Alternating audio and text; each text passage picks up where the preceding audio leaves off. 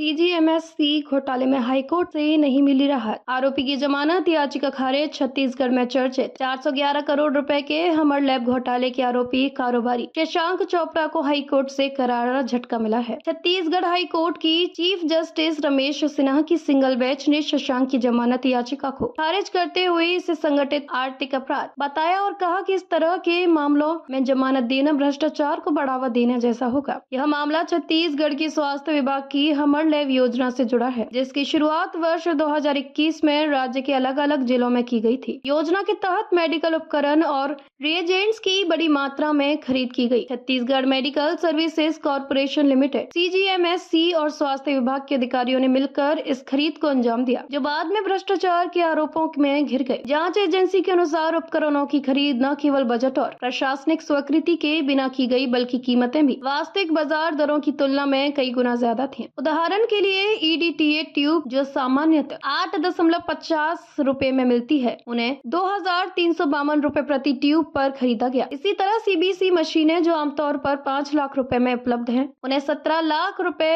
प्रति मशीन खरीदा गया। संपूर्ण सप्लाई का टेंडर मोक्षित कॉर्पोरेशन नामक कंपनी को मिला, जिसके निदेशक शशांक चोपड़ा है। आरोप है कि शशांक ने सरकारी अधिकारियों के साथ मिलकर टेंडर की शर्तों में हेराफेरी की और कुछ चुनिंदा कंपनियों को अनुचित लाभ पहुंचाया। जांच में ये भी सामने आया कि आरोपी ने कई फर्जी कंपनियां खड़ी की जो उनके रिश्तेदारों और सहयोगियों के नाम पर पंजीकृत थी। इन कंपनियों के नाम पर लगभग 150 करोड़ रुपए के फर्जी बिल बनाए गए। साथ ही क्लोज सिस्टम वाली मशीनें सप्लाई कर यह सुनिश्चित किया गया कि भविष्य में केवल उन्हीं की कंपनी से रेजिएंट खरीदे जाएं। इस पूरे मामले की जांच एंटी करप्शन ब्यूरो एसीबी कर रही है। एसीबी ने छापेमारी के बाद शशांक चोपड़ा को गिरफ्तार किया और उनके खिलाफ गंभीर आर्थिक अनियमितताओं का आरोप पत्र दाखिल किया। शशांक ने पहले एसीबी की ट्रायल कोर्ट में जमानत की याचिका लगाई थी, जिसे खारिज कर दिया गया। इसके बाद उन्होंने हाई कोर्ट में अपील की। अपनी याचिका में उन्होंने दावा किया कि उन्हें षड्यंत्र के तहत फंसाया गया है और उनका नाम जानबूझकर घसीटा गया है। उन्होंने ये भी कहा कि